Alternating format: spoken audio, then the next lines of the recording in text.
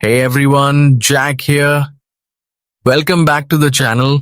Today, I'm showing you how to enable dark mode on Facebook for both Android and iPhone like same methods. Let's jump right in. The first step, fire up your Facebook app.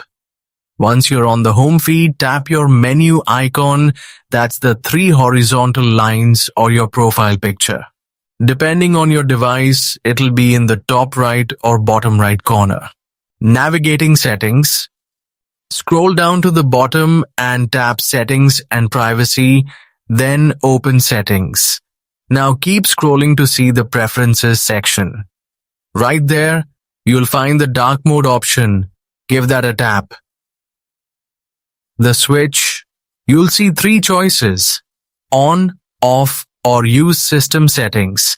To lock it in permanently, select on. Boom! Instant eye relief and a sleek new look for your feed. That's how it's done.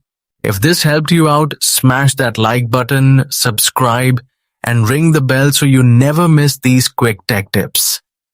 Got a question? Drop it in the comments. I'm reading them all. Catch you in the next one.